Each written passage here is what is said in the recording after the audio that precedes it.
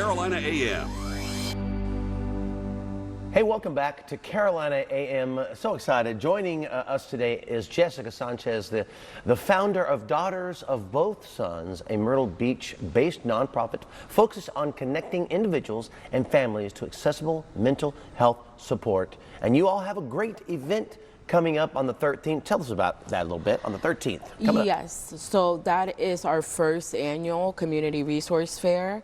We're actually sponsored by HTC, Humana, South State Bank, and AT&T. So we're going to have over 70 plus vendors. I mean, we're going to have Care Team, Carolina Health Partners.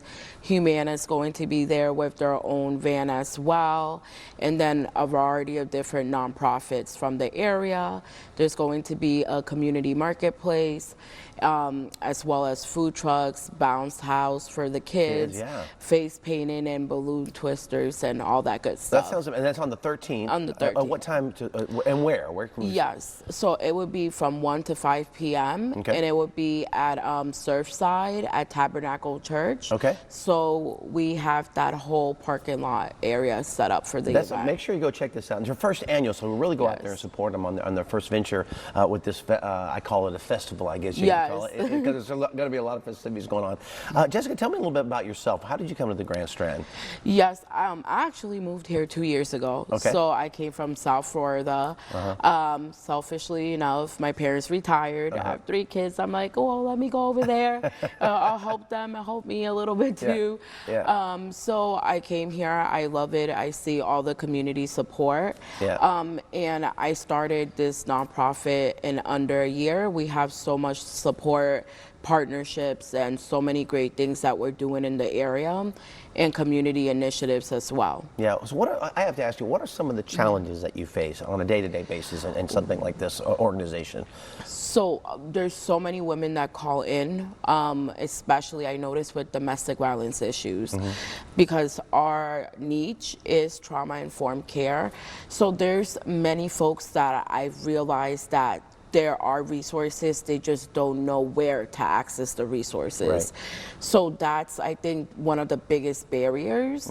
And then, you know, educating and breaking those stigmas, because folks, they do realize, right, they do need help, but then is deconstructing the conditioning of stigmas around mental health.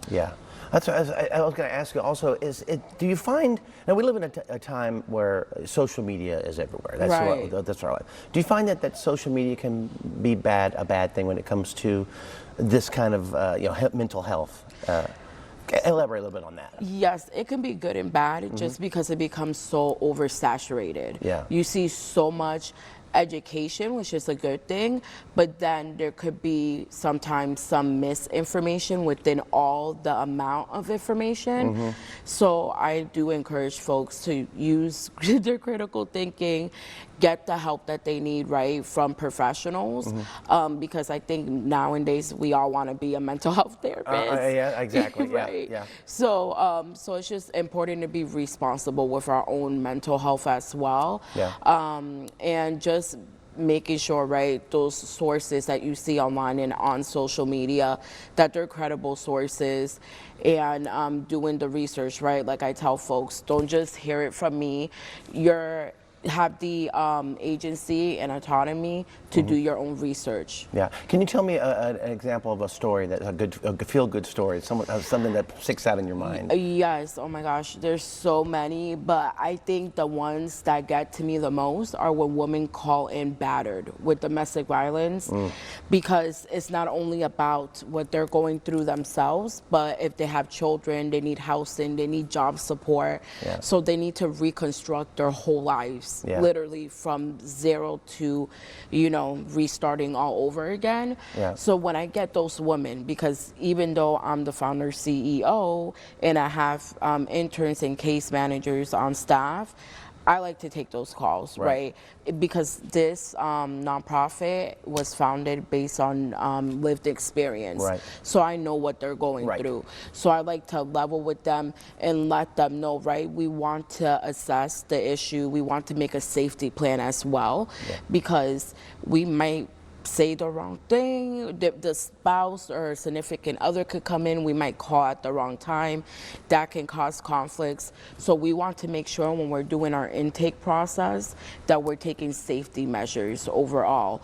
So, I mean, those stories, I mean, when I hear women and they come to me and they cry and they're telling me, look, thank you so much. I didn't even know, even women with language barriers, right? In the Latino community, that there's this resource and I didn't know where to go to, or they're even being threatened as well by the significant other with custody, immigration, and all of these things. It literally pulls on my heartstrings, but it makes me feel good that we're able to allocate those resources. Well, thank you so much for what you're doing for the community and with people within these situations. Again, this is the 13th coming up from 1 to 5, and what was the place again? Tabernacle Church. Tabernacle Church. Surfside. Go check it out. Thank you so much for joining me, Jessica. Thank Wonderful you for talking. having me. Hey, stick around. We'll be right back with more of Carolina AM.